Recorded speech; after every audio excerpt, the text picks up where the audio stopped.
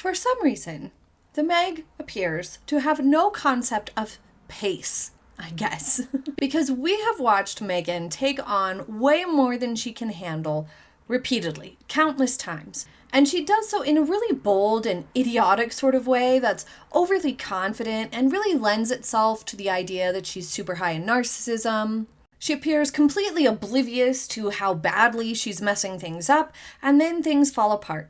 And then she does it all over again. This cycle surely has a name. There's probably like an official name for this sort of a habit, but I don't know what it is. Most recently, we can see this play out within each and every episode of With Love, Meghan. Crafts, cooking, gardening, crafting, cooking, human, it's chaotic. You're being yanked around the whole episode, and at only about 30 minutes, there is a very long amount of credits at the end of each episode. The actual content's only like 30 minutes. You never really have time to get sucked in, even if Meghan were interesting, which she's not. So your only hope is getting into watching the food or the crafts, because Meghan as a host isn't carrying the show, even though the camera almost never sits on the food or the crafts or the cooking long enough to actually look at the stuff and get a good view of what's going on. That's still your only hope. But they flash you back and forth between the activities so often that you can't ever actually get into it because they're immediately moving on. And there's huge problems with that. It disengages the audience, it takes away your attention, it interrupts your attention span. It doesn't let you see anything be built and then come to fruition in a more like natural arc the way you would expect. The list goes on. We've been over it. But there's so many other examples of Meghan doing this very thing in real life. Is it grandiosity? Thinking that you can handle it all and actually believing that you'll be able to do that, to handle more than any reasonable person would be able to handle? Is it stupidity? Is it greed for accolades or a list of accomplishments? Is it impatience? What's your theory? It can be hard, to be fair, to turn down opportunity. And even though in Meghan's case it was largely undeserved and somewhat ludicrous, it seemed that there were many ready to throw opportunities at Meghan's and Harry's way when they left the royals. But saying no is a life skill, and one that Meghan clearly never learned. There's real value to turning down opportunities and things and tasks and stuff. The obvious is not biting off more than you can chew, not overscheduling yourself or your family, but also understanding and being aware of your capabilities, your limits, your time constraints, and being able to accurately estimate just how much time or effort any given commitment will include. That's all really important and contributes to whether or not you should accept a deal or not. And Meghan clearly just said yes to everything that came her way after Megxit. But this problem actually began long before that. When Meghan first moved in with Harry and they were engaged and they were like, getting ready for the wedding and preparing Meghan for her future, basically, Meghan was offered a lot of help. For example, I have my notes here so I don't leave anything out. She was offered a personal advisor from the Queen. Queen Elizabeth II assigned her trusted aide, Samantha Cohen, to assist Meghan. Cohen provided tutoring sessions on royal etiquette, protocol, and other essential knowledge at Kensington Palace.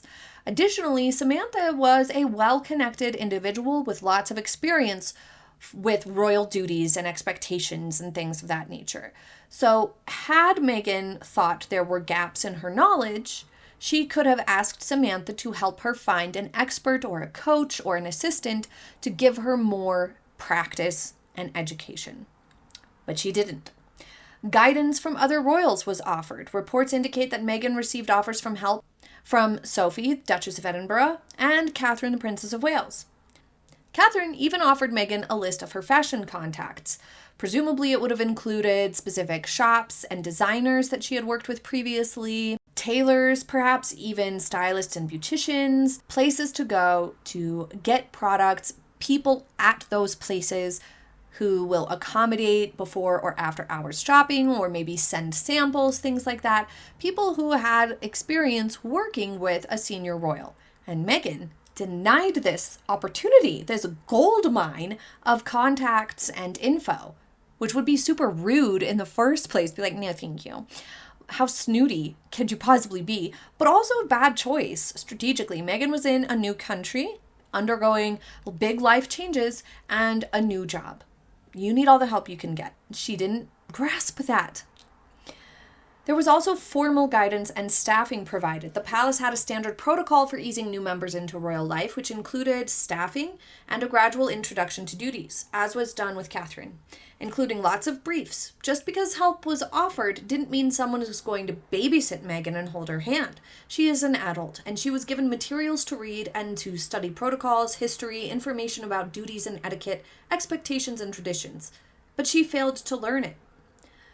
There was also generous financial support offered. The royal family reportedly covered all the costs associated with the engagement events and the lavish wedding. This alone is huge. If Meghan felt after all this that she still wasn't properly prepared, still felt overwhelmed, perhaps even a bit clueless, it would have been understandable, of course. But then why didn't she seek out an etiquette expert or ask the palace to help her find a consultant to give her additional lessons? For goodness sakes, as an adult, if you need to learn something, you are perfectly capable of acquiring someone to help you do so. She neglected to do so and acts as though she had zero agency in the matter. Additionally, she was given £1 million for clothes. She could have taken a fraction of that budget to hire a stylist, a tailor, somebody to really help her get that flawless finish, because this is what we have talked about in fashion editions before. Dressing for your normal day-to-day life is one thing. Dressing for a situation where you're going to be on camera, be it film or photography, in Meghan's case, for royal duties, what Catherine does, where you're out there being potentially photographed on smartphones or from the press, pictures and video at literally any angle. You need 360-degree photo-ready finish. That means base layers are really important, and getting that smooth finish is important in that context. It's not necessary for day-to-day real life, everyday life. People aren't seeing you and judging you in that way. But if something's going to become a photograph or become part of a news story, things like that, it's going to be circulating online and in print and whatnot, then you're only doing yourself a favor by having a perfect finish. And Meghan never grasped this. And if she would have just hired somebody who knew, this terrible fashion faux pas wouldn't have happened. But despite all of this, in her 2021 interview with Oprah Winfrey, Meghan contradicted many of these reports, stating that there was a lack of guidance. Even though the Queen was wonderful, she received very little guidance on how to behave as a royal. She was forced to Google the national anthem. She had to independently search for it. Oh, poor thing, because no one had provided her with it. As if she couldn't figure it out for herself, at least some stuff. Like, what is happening? Anyway. And she also refused a lot of help. She refused the help from Catherine. She refused the help of the list of stylists. She refused help from Sophie. She refused help from Samantha at every opportunity because she had Harry. To be fair, objective, and balanced, the discrepancy here between Meghan's account and Oprah and Netflix, that she was given no help and there was no guidance, there was nothing to help her, versus the reports from the palace and people close to the situation that there was lots of help and whatnot offered. The discrepancy, to be as completely fair and objective and balanced as we possibly can be, could be that although there was a lot of staff and formal help offered to Meghan, she still felt isolated and still felt out of the loop and still felt nobody really connected with her to help on a more personal level. At the same time, everyone involved are adults with jobs and families of their own. So why should they take on the responsibility for the Meg? If you're new at a job, it is incumbent upon you to ask for clarification and help. It is. It's called agency and taking responsibility for yourself and the things that you commit to. Anyway, the point is that Meghan turned down a lot of help right and left, and she ended up making myriad mistakes. Now she blames a vague lack of help. And ultimately, this comes down to Meghan trying to take on a huge life and career change all by herself. Choosing not to allocate some of her generous budget to helpers and accepting the help that was offered resulted in failure. And those were her choices. After Megxit, Harry and Meghan not only agreed to the Oprah interview, but they foolishly asserted that they were going to continue humanitarian work in very haughty statements full of grandiosity. And they were going to become producers, producing content that matters and changes the world. And they signed a deal with a publisher, and we suffered through The Bench, and then we suffered through Spare, and then the deal was quietly canceled. And they signed a deal to become podcasters. And Meghan became obsessed with a commercial endeavor. Becoming a celebrity brand in consumer goods was also in her sights. It was all of the things, all at once. To be a successful podcaster takes time, energy, and talent. To be a successful producer and create content that resonates and builds a reputation with longevity in this business takes full-time energy, talent, and a lot of knowledge and education and skill. The same goes for being an author, a host of a show like With Love Meghan, being an entrepreneur too. All of these things, each one of them takes full-time attention to make it successful.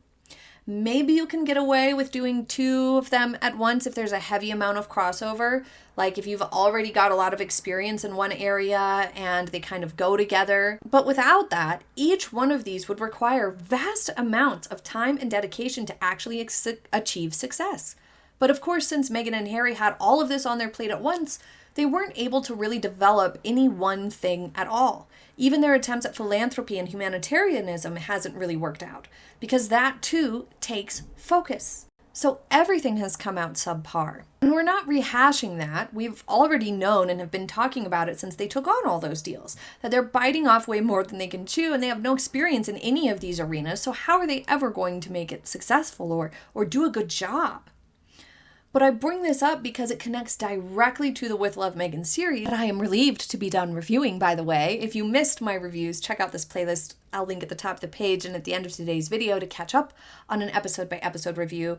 And I was able to include a handful of clips so you can see for yourself some of the scenes. But even within that show, Meghan took on too much at once. She wanted it to be crafts, cooking, gardening, and hosting/having guests and people interactions. I can't really say friends because she didn't know most of the guests, but she wanted it to be all of these things. And each of these things she didn't really have an expertise in anyway. Cooking and gardening, to be fair, do have great crossover. And sometimes cooking and, crafting can have good crossover as well. Some of you pointed out Martha Stewart, would do little like crafty sort of things with like table settings and things like that, along with cooking. So one or the other could have worked. Even a bit of having guests can be a good crossover. Like Ina does cooking and guests. And the gardening's kind of passive. She'll run out to the garden to grab something here and there, but it's not like a real heavy focus. There's not a ton of like shots of the orchard all the time. Like Meghan had to fill a lot of airtime with just shots of the orchards or the garden. But throwing in crafts, I think, is where Meghan made the biggest mistake. It created a feeling that everything in the show was half-assed, cut off, and ultimately removed any and all value. What good is watching Meghan bind a book if there's zero info on supplies, instructions, and tips to get it right? And so instead of doing 1 or even 2 things really well to earn herself an audience and a sliver of respect for demonstrating that she's actually good at something, she once again took way more onto her plate than she could ever accomplish for this show, and it's a huge reason why the show didn't work. Yanking us around to different things, only halfway done, was a big problem with Love Meghan. And for episodes that felt as boring, bland, and empty as hers did, it made the pace feel super weird at the same time because it was both slow and fast at the same time. Each segment moved along at a glacial pace thanks to how boring Meghan is and how boring the things that she was doing were. They were just uninteresting. But it also moved on to the next thing so quickly before you really had a chance to get invested in each segment, making it feel rushed at the same time. So it was very bizarre because it felt slow and boring and like we were moving on too quickly at the same time. And although she claimed on the Emma Grede podcast, Peak Cringe, that she doesn't want to be spread so thin anymore, I guess, I doubt she'll have the self-control to actually do that, to actually say no to things. Although I also think there's not going to be many offers coming her way. People now have seen her get opportunities and squander them. So I don't think there's going to be like a huge amount of other opportunities coming her way. But even still, I have no doubt she will concoct new ones for herself. To shift the focus to just making as ever actually successful and safeguard it from failure would be a shrewd business decision, but I don't think she will, because she has not demonstrated capacity for change thus far. And if she fails to change, which is most likely, she will keep adding projects, taking on more than she can handle, and seeking fulfillment elsewhere, and not finding it, and not succeeding. Just please, please don't let it be fashion or beauty products, please. Leave your prediction in the comments for what Meghan will do next, now that it's clear the As Ever and With Love Meghan plan isn't going to plan. Thank you for joining me for today's video. I hope you have a happy day ahead, and I will see you next time. Bye!